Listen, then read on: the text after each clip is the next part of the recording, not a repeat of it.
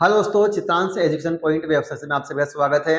Loco pilot में किस प्रकार से स्टूडेंट्स के मार्क्स बढ़ते हैं हमारे टॉपिक की तरफ। तो डियर स्टूडेंट्स, सबसे बड़ी बात है कि जो सीबीटी जो 1 होता है एएलपी का, सीबीटी 1 की हम बात करते हैं। एलपी का जो सीबीटी 1 होता है वो कितने मार्क्स का होता है, तो आप सभी जानते हैं कि सीबीटी जो 1 होता है वो होता है हमारे पास में 75 मार्क्स का होता है। और जो रिजल्ट बनता है वो किस आधार पर बनता है डियर दोस्तों, तो जो रिजल्ट जो बनता है दोस्तों वो बनता है 100 मार्क्स पर। कितने पर बनता है? वो हमारे 100 मार्क्स पर बनता है। पेपर हमने दिया 75 नंबर का और रिजल्ट आएगा हमारे 100 नंबर में से हमारे आएगा। तो ध्यान देना दोस्तों कि अब नॉर्मलाइजेशन में क्या प्रभाव पड़ने वाला है, किस प्रकार से नॉर्मलाइजेशन बढ़ेगा। पहले तो जो आपका जो नंबर जो होगा वो 75 जो परसेंटेज होगा, 75 वाला जो मार्क्स होगा आपको 100% में उसको कन्वर्ट किया जाएगा। किस प्रकार से किया जाएगा कि हमने एक एग्जांपल लिया, किसी भी एक जो कैंडिडेट था उसके क्या है 60 नंबर आए 75 में से, ठीक है, उसका ये रो मार्क्स था 60 नंबर, उसको कट ताकि उसके 60 नंबर आ गए 75 में से। तो अब ध्यान देना कि किस प्रकार से बनेगा।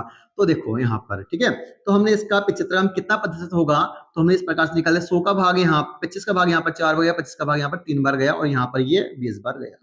तो ये जो स्टूडेंट्स हैं तो इसका कितना परसेंट बना, यहाँ पर बना इसका 80% बना, है ना। क्योंकि यहाँ पर तो कहने का मतलब क्या हो गया, बच्चों के माइंड में ये रहता है कि उसके 100 में से 60 मार्क्स आए। अब 100 में से उसको 60 मार्क्स नहीं आए, 75 में से उसके 60 मार्क्स आए, तो वो 75 कितना परसेंटेज था, तो 75 का 80% था। तो इसका मतलब ये हो गया जो स्टूडेंट होगा इसके यहाँ पर 100 में से कितने मार्क्स आए डियर स्टूडेंट्स, उसके आए दोस्तों 100 में से 80 मार्क्स आए। तो अब उसके नॉर्मल्स में कितने नंबर बढ़े, तो ध्यान दो 75 में से 60 आए थे, 75 में 60 आए तो 100 में तो कितना परसेंट हुआ, ये 80% हुआ ना, तो उसके 100 में से बनेंगे 80 मार्क्स। तो कहने का मतलब ये था उसके 60 नंबर थे पहले, तो अभी कितने नंबर हो जाएंगे, उसके 80 नंबर हो जाएंगे। तो उसके नॉर्मल्स में कितने मार्क्स बढ़े, 20 नंबर बढ़े। कितने बड़े, 20 नंबर बड़े, क्योंकि नॉर्मलाइजेशन जो होगा वो परसेंटेज के आधार पर होगा पहले तो परसेंटेज के आधार पर तो हो गया। अब परसेंटेज के आधार पर दूसरा जो नॉर्मलाइजेशन होगा वो होगा हार्ड शिफ्ट के आधार पर और इजी शिफ्ट के आधार पर होगा। भाई कौन सी शिफ्ट इजी है और कौन सी शिफ्ट हार्ड है, इसके आधार पर नॉर्मलाइजेशन होगा।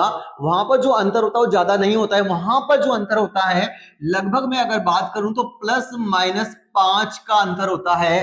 5 नंबर है तो ज्यादा होंगे या 1-2 नंबर उसके कम होंगे, इससे ज्यादा इफेक्ट नहीं पड़ता है नॉर्मलाइजेशन में। जो इफेक्ट पड़ता है सीबीटी 1 में वो इसी के आधार पर पड़ता है कि कितना परसेंटेज स्टूडेंट्स का मार्क्स जंप करता है। हमें बोलते हैं कि यार नॉर्मलाइजेशन में स्टूडेंट्स के 20 नंबर बढ़ गए, है ना, किसी के 15 नंबर बढ़े हैं, मेरे 7 ही नंबर क्यों बढ़े हैं। तो वो डिफरेंस ये होता है कि उसका 75 पे कितना परसेंटेज था और 100 पे कितना परसेंटेज उसका निकाला गया है। तो उम्मीद है कि आपको ये नॉर्मलाइजेशन में किस प्रकार से सीबीटी 1 का नॉर्मलाइजेशन होता है आपको इस समझ में आया होगा। अगर जानकारी अच्छी लगी तो इसको आप जरूर लाइक करें और आगे और अच्छी जानकारी आपको आप चाहते हैं तो उसके लिए हमारे चैनल को आप सब्सक्राइब करना बिल्कुल भी ना भूलें।